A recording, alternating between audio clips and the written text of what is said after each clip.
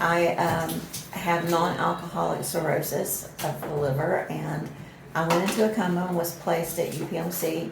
I was in a coma for 2 weeks, and while I was in a coma, a man came to me in bright, colorful clothes. I cannot describe the color, I don't know.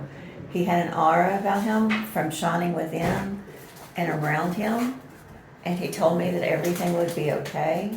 He often came back. He came back a couple of times, and he would pat me and he'd check on me. And at the end, the day I left that morning, he came and he said, "Melanie, it's not your time, but we will meet again, and I will be with you." And I absolutely took that to mean when I am ready to go, that he will be there to help me through the process and to escort me to God. So when you were in the coma, could you hear anything going on around you, or were you like somewhere else? I was somewhere else. It was dark, but it was not sad. It was not worrisome. I was very comfortable, and so I did look forward to him coming. I know he indeed was an angel. He didn't have hospital attire. He didn't have a mask. That's like the height of COVID. He had dark skin, dark hair. He just was immaculate. He was just amazing. And the sense of peace, when he was there, I felt like something had wrapped something all around my whole body, and I was at peace. And I don't know that I've ever been that happy in my life. Wow. What else would he say to you? Would he have conversations? He did have conversations. He said, "Do you know why you're here?" And I said, "Was I led to you?" And he said, "I'm here to help you.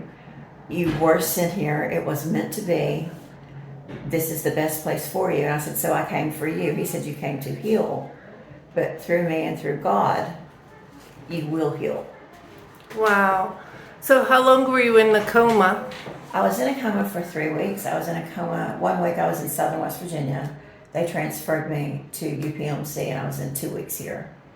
Okay. So how many times would you say he appeared to you? I would say he appeared 4 times. Okay. He's very comforting. Wow. Did he give a name? He did not. No. No. And what else could you tell me about it? His clothing, the color of his pants was like a soft camel color, and they were fitted.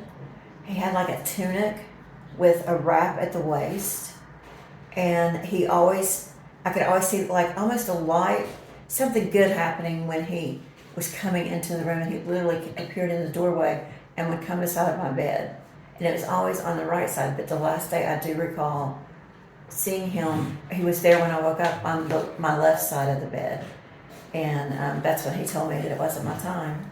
Did he walk in, float in, or did he just appear? Appeared. He just appeared, but I did see him from the doorway move, walk to beside of my bed, and on the last morning, he appeared, and then it's like I blinked and he was gone. Wow. So, but it was very comforting. I had no fear the whole time I was in there. I never feared, because I knew even if something were to happen. Mm-hmm. So prior to that, was your faith important to you? It has always been. It's been everything. Okay. Had anything like that ever happened to you before? No, it had not. No. Any other thoughts or things you want to add? No, but I would tell anyone that it's real. Heaven's real. I think it could very easily, for someone who is not saved or a Christian or know where they're going, that it could have been a scary time. Mm-hmm. Reverse the other way, and I'm just so thankful for what I have in my heart. Did he glow from within or around him? Everything about him glowed. His clothes glowed. It was so bright. And it just like he shone from within it, and he just had such a presence. And he even had like an outline of I want to say a gold glow. Wow, that's really amazing. I was blessed.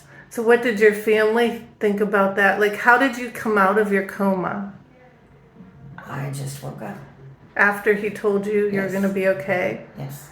Wow. I woke up because I do recall there was one day hearing the doctor tell my husband that it did not look good. I can remember hearing him talk to my family saying she's taking a turn for the worse. They don't know if she'll make it. And even then, as I'm hearing that, because it's kind of muttered and it's not clear, and I'm not out of the coma, but I can hear that, I had peace. I was fine. You were ready to go? I was ready. You would have went with him if he asked I would you? have, if it had not been, I fought because of my husband and my son, because my husband has always been so good to me. And my son, his faith is not where it should be. And I feel like the reason I got to stay is to help him get to where he needs to be. And I'd fight to stay here with him. Yeah, that's all our jobs. Yes, so I feel like I'm just not finished yet. Oh, well, thank you very much for sharing. I You're appreciate that. welcome. It's good to have someone to share that with who believes. Well, I believe the veil is lifted at times to give us a glimpse, and that it's very important to share that because it's a gift to everybody. It is, truly. All right, well, thank you. Thank you so much. Part 2. Yeah. Okay, when I was in the hospital and I had taken a turn for the worse and they didn't know if I was going to make it, my mother got on her knees beside of the bed and prayed, and she just said, God, I give it to you. I can't live without her. I'm not ready. And he came to her, put his hand on her shoulder. She didn't see him. She saw a hand. And he said, she will be fine. Again, it's not her time, and worry no more. I have this. And so she had what we call prayer meeting that night. It was on a Wednesday. And she told the church, and they had prayer, and she said, she's fine. I will never doubt that she will not be fine. And I was. Oh, wow.